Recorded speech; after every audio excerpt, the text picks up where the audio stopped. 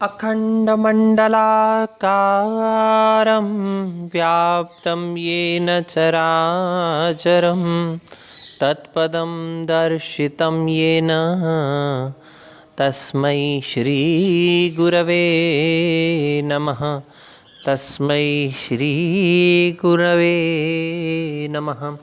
तस्मै श्रीगुरवे नमः। प्रिय विद्यार्थियों,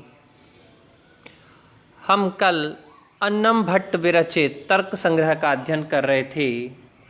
हमने देखा था 7 पदार्थ माने गए हैं वैशेषिक दर्शन में। द्रव्य, गुण, कर्म, सामान्य, विशेष, समवाय, अभाव, सप्त पदार्था। ये 7 पदार्थ हैं, जिनमें से पहला पदार्थ था द्रव्य। आज हम द्रव्य प्रकरण पर चर्चा करेंगे।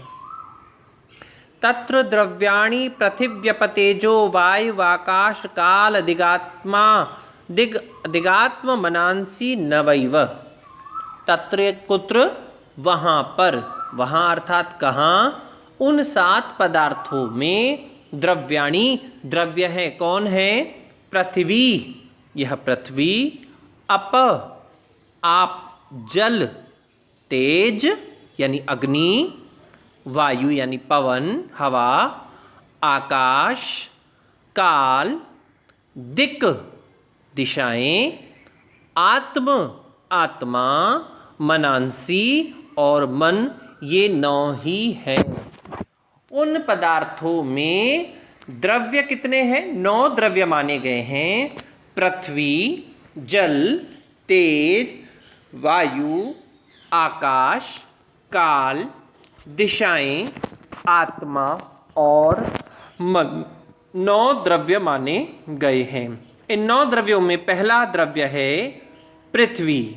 अब पृथ्वी को हम देखेंगे। तत्र गंधवती पृथ्वी सा द्विविधा नित्या अनित्या च। नित्या परमाणु रूपा, अनित्या कार्य रूपा। पुनः त्रिविधा शरीर इंद्रिय विषय भेदात। पुनः त्रिविधा शरीर इंद्रिय विषय भेदात। शरीरम अस्मद् आदिनाम इंद्रियम गंधग्राहकम घ्राणम तच्च नासाग्रवर्ती विषयो मृत पाषाण आदि। अब इसको देखेंगे। तत्र गंधवती पृथ्वी, वहाँ गंधवती पृथ्वी है। वहाँ कहाँ? उन द्रव्यों में पहला द्रव्य पृथ्वी है और वह पृथ्वी गंधवती है। जिसमें गंध विद्यमान रहे वह पृथ्वी है। अब आप लोगों को आश्चर्य होगा, पृथ्वी में गंध होता है क्या? हाँ, होता है। आप अनुभव कीजिए, जब बारिश पड़ती है और मिट्टी के ऊपर पानी बारिश का गिरता है तो बड़ी एक सौंधी सी, बड़ी प्यारी सी सुगंध उत्पन्न होती है और वह हमें मिलती है और हमें अनुमान लग जाता है कि कहीं आसपास बारिश हुई है। यद्यपि हमारे यहाँ बारिश हो तो हमें ज्ञात हो ही जाता है, कहीं दूर भी बारिश हुई हो तो उस मिट्टी की सौंधी सौंधी सुगंध जो है, बड़ी प्यारी सी सुगंध हमारी नासिका तक पहुँचती है और हम कहते हैं कि कहीं बारिश हुई है। तो यह जो पृथ्वी होती है यह गंधवती हुआ करती है। कभी मिट्टी को उठा करके आप देख लीजिए, नासिका के पास रख करके, ध्यान से रखिएगा, ऐसा ना हो मिट्टी नाक में चली जाए। नासिका के पास रख करके देखेंगे तो आपको पता चलेगा कि पृथ्वी में गंध है। गंध में मतु प्रत्यय करके स्त्रीलिंग की विवक्षा में गंधवती शब्द बना है। तो यह पृथ्वी कैसी है? गंधवती है। सा द्विविधा, और यह पृथ्वी 2 प्रकार की होती है, नित्या अनित्या च। एक तो होती है नित्य और दूसरी होती है अनित्य। नित्य पृथ्वी कैसी है? जो हमेशा रहने वाली है, हमेशा रहेगी। सृष्टि के आरंभ से लेके अंत तक वह पृथ्वी रहेगी, उसका नाश नहीं हो सकता। लेकिन अनित्य कैसी है? वह नाशवान है, उसका नाश संभव है। अब कैसे? आपने मिट्टी ली, मिट्टी से खिलौना बनाया, बहुत छोटे बच्चे हुआ करते थे, कहीं पड़ोस में मकान बन रहा होता था तो बजरी का ढेर लग जाता था। अब उस बजरी के ढेर से बैठ कर के हम लोग क्रीड़ा किया करते थे। कभी एक छोटा सा घर बना दिया, कभी लड्डू बना दिए, कभी उसी मिट्टी में पानी डाल करके छोटे छोटे फल बना दिए, मिठाइयाँ बना दी, और जब गुस्सा आ जाता था या जब जाते थे तो उन सबको नष्ट करके चले जाते थे। पृथ्वी वही है, मिट्टी वही है, उसमें से एक स्वरूप था जो हमने बनाया था, वो था अनित्य स्वरूप। और उनको तोड़ने के पश्चात, फलों को तोड़ने के पश्चात, अपने हाथ से बनाए हुए उस घर को तोड़ने के पश्चात क्या वो मिट्टी नष्ट हो जाती थी? नहीं, वो मिट्टी वहीं पर रहती थी। तो मिट्टी यानी पृथ्वी यह दो प्रकार की होती है, एक होती है नित्य, दूसरी अनित्य। नित्य कैसी होती है? जो कभी नष्ट न हो सके, और वह नित्य पृथ्वी परमाणु रूप होती है। परम अणु, अत्यंत सूक्ष्म, अणु से भी सूक्ष्म परमाणु रूप हुआ करती है, जो कई बार हमारी दृष्टि पथ पर नहीं आ पाती है। ऐसी भी पृथ्वी जो है यह रहती है। आप ध्यान दीजिएगा, यह जो हमारा वातावरण है, इसमें भी पृथ्वी के ढेर सारे कण उड़ रहे होते हैं, लेकिन वो हमें दिखाई नहीं देते क्योंकि वो अनित्य पृथ्वी है, परमाणु रूप है। ध्यान दीजिएगा, कहीं जिन लोगों को अस्थमा की समस्या होती है, आसपास में कहीं पर झाड़ू लग रही हो या कोई सफाई का कार्य किया जा रहा हो, उनको फटाक से पता चल जाता है कि पक्का पास में कोई झाड़ू लगा रहा है या कोई धूल मिट्टी का उड़ाने का कार्य कर रहा है या सफाई कर रहा है। कैसे पता चला? क्या वो देखने गए? नहीं, उनकी नासिका ने उसका अनुभव किया। अत्यंत सूक्ष्म स्वरूप होता है उसका, जो हमको आंखों से नहीं दिखाई देती है। ध्यान दीजिएगा, कभी कभी हम घर पर बैठे हों अंदर वाले कमरे में, और ऊपर रोशनदान से सूर्य की किरणें हमारे पास आ रही हों, तब वो जो सूर्य की किरणें आ रही होती हैं उसको अगर ध्यान से देखेंगे तो अत्यंत सूक्ष्म स्वरूप किसी का होता है, तत्व घूम रहे होते हैं। वो क्या है? परमाणु पृथ्वी है, अनित्य है, जो नाश नहीं होती है। जो नित्य है वह परमाणु स्वरूप होती है, उसका नाश संभव नहीं है। लेकिन जो अनित्य पृथ्वी है वह कैसी होती है?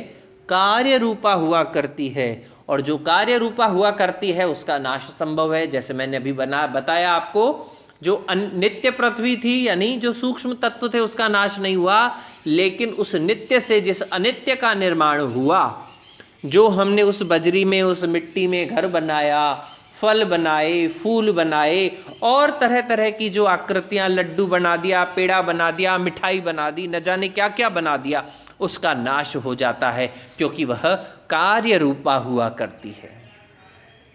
और यह कार्य रूपा अनित्य पृथ्वी जो है पुनः त्रिविधा, पुनः यह तीन प्रकार की होती है। कैसी होती है? शरीर, इंद्रिय, विषय भेदात।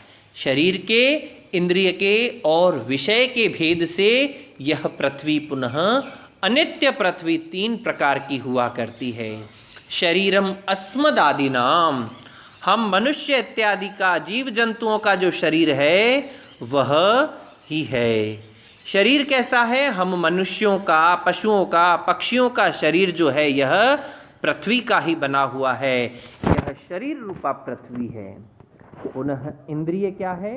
गंध ग्राहकम घ्राणम, गंध को ग्रहण करने वाली घ्राण नाम की, नासिका नाम की इंद्रिय जो है नासाग्रवर्ती, नासिका के अग्रभाग में रहती है।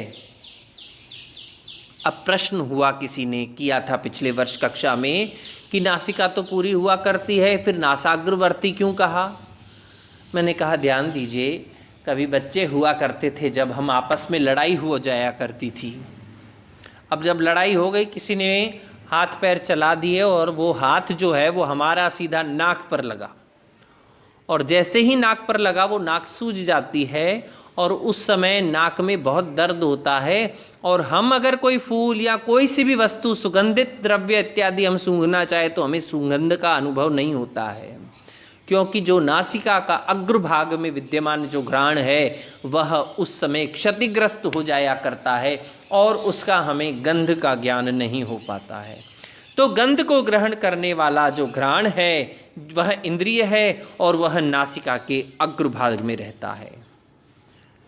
शरीर हो गया, इंद्रिय हो गया। अब विषय क्या है इसका? वह है मृत पाषाण आदि। जो मिट्टी है, पाषाण है, वह इस गंधवती पृथ्वी का विषय हुआ करते हैं।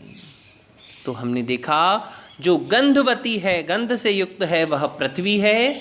वह दो प्रकार की हुआ करती है, नित्य और अनित्य। नित्य कैसी है? परमाणु रूप होती है। अनित्य कार्य रूप होती है। और यह जो अनित्य पृथ्वी है यह पुनः त्रिविधा, तीन प्रकार की होती है। शरीर, इंद्रिय और विषय के भेद से शरीर हम लोगों का जो है वही इसका शरीर है। हम मनुष्यों का, जीव जंतुओं का, पशु पक्षियों का शरीर अस्मदादिनाम शरीरम। और इंद्रिय क्या है? गंध को ग्रहण करने वाला घ्राण जो नासिका के अग्रभाग में विद्यमान रहता है। तथा विषय क्या है? मृत पाषाण आदि, यानी मिट्टी, पत्थर इत्यादि इसका विषय है। ये अनित्य है। आप पत्थर को उठा करके तोड़ दीजिए, नष्ट हो जाएगा। मिट्टी के टुकड़े कीजिए और तोड़ तोड़ तोड़ तोड़ तोड़ के कूटिए पीटिए, नष्ट होती चली जाएगी। लेकिन एक बार एक स्थिति ऐसी आ जाती है जो अनित्य रूप में आ जाती है, अनित्य से नित्य हो जाती है। तो मिट्टी, पाषाण इत्यादि इसका विषय हुआ करते हैं। अब हमने आज गंधवती पृथ्वी के विषय में चर्चा की। कल अब हम द्वितीय द्रव्य के रूप के विषय में अध्ययन करेंगे। आपसे निवेदन है, आग्रह है कि आप दर्शन का यह प्रश्न पत्र इसको बहुत सरल न समझें। सूक्ष्म अध्ययन करने का विषय है। तो आपसे आग्रह है मेरा कि निश्चित रूप से घर पर बैठ कर के आप स्वाध्याय कीजिए। जिस प्रकार से हम अपने प्रवचन में प्रमाद नहीं कर रहे हैं, तो हमारी आपसे अपेक्षा रहेगी कि आप अपने स्वाध्याय में प्रमाद न करें। कल अग्रिम विषय को लेकर के आपके समस्त उपस्थित होंगे। तब तक के लिए ओम शांति।